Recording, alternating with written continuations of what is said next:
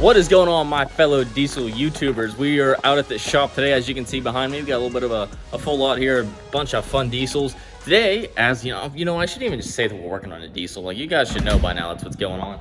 But today we're working on the 4th gen, the new build, the 2nd gen. Like I said in the last video, Trans said, man, I'm headed out, so we're gonna wait a little bit and figure out what we're gonna do with that. But right now, Jenny 4 is on the lift and it's ready to get a few things done. I'm gonna go over all the little tiny things we're gonna do today. So up first is these bad boys here. These are spacers for a leveling kit, and that is a 2.5-inch leveling kit. Now granted, I'm not gonna stay as a leveling kit, but I haven't figured out what I want to do lift wise for this truck yet. So it's just, you know, I just can't take the amount of rake, especially being a 3500. This back end is like, whoa, and the front end's like, whoa. So for the $100 or whatever it is, and then hopefully I can resell these down the line as used, it's worth it in the meantime for the few months that I'll be running it. Next up is a crankcase vent filter. Got to replace that. I had a little bit of touch-up paint, so I had to get the PBU Mopar paint to fix that up. And then lastly, an antenna, because it looks like I got a CB radio and I'm trying to talk to truckers, so this thing will clean that up a little bit. Lastly, the tailgate assist. I had this on one of my trucks a while ago, and I do miss it, and it's nice to have, especially when you got your hands full. What this thing does is basically just a gas shock, and it enables you to just open the tailgate and then just let it go, and it just, you know, kind of like basically puts it like a newer truck does, like when they just kind of help themselves down. Now there's one little thing that I just might try, if I even think it's possible, and it's these fellows that are sitting right behind me here.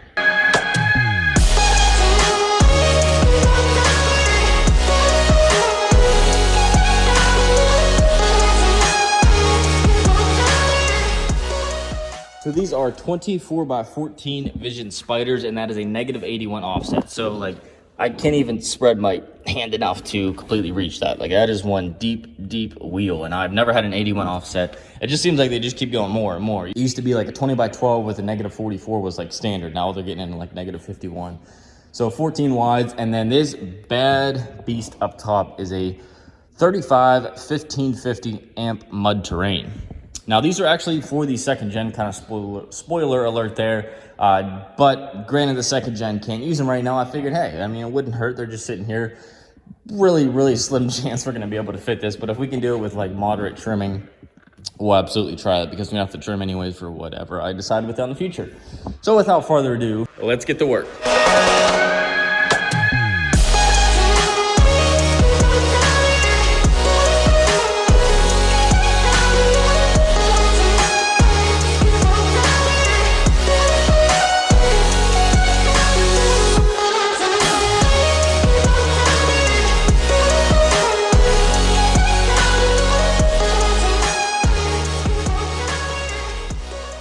Where I'm at with it is everything is out of the truck, shock and spring, and that's pretty much all that really needs to come out of this, besides loosening some other things to get them out.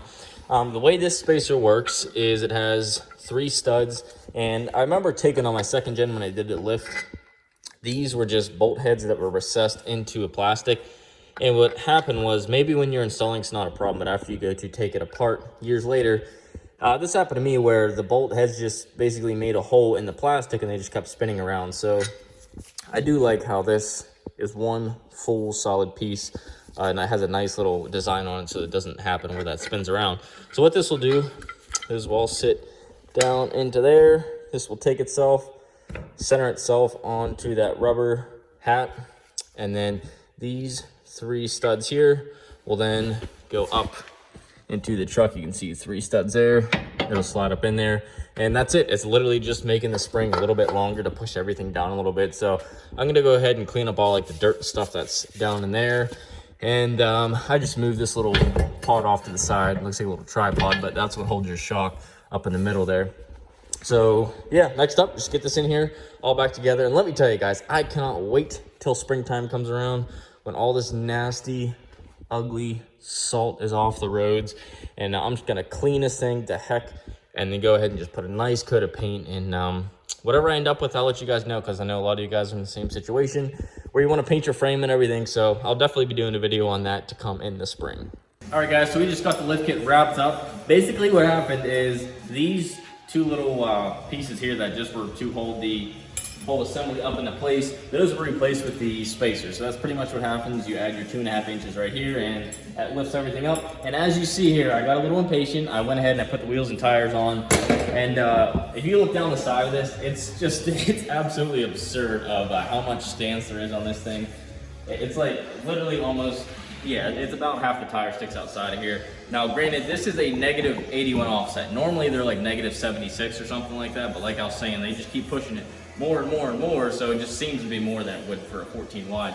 But if you come to the other side here, you guys can see, you may or may not notice it's slightly less stance on this side, which doesn't make sense because it means the whole axle has to be pushed one way, right?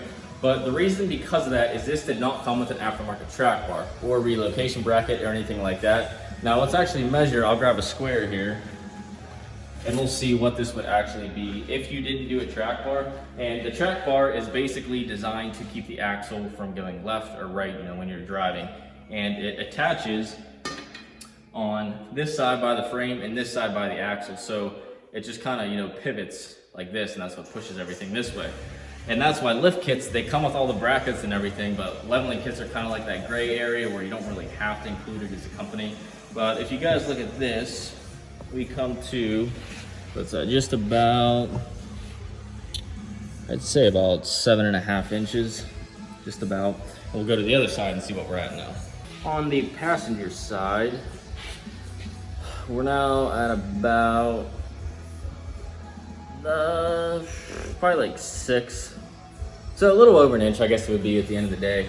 So I mean, enough that if you didn't know about it, you may not notice it. If you see it, and you know, if you have a wide stance vehicle like this, then obviously you're gonna notice and you're gonna be able to see that. So let's go ahead and put it up in the air so I can show you guys turning where exactly this thing hits and if we can make it happen.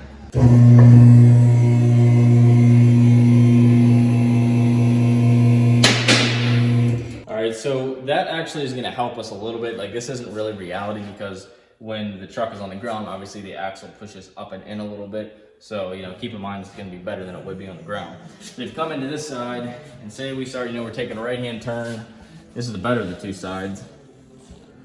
That's a lot of cab area. If we wanted to clear this setup right here, now keep in mind 2.5 inch leveling kit, 35 1550, 24 by 14, negative 81.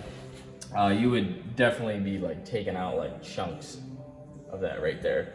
Up front though, it's pretty darn close.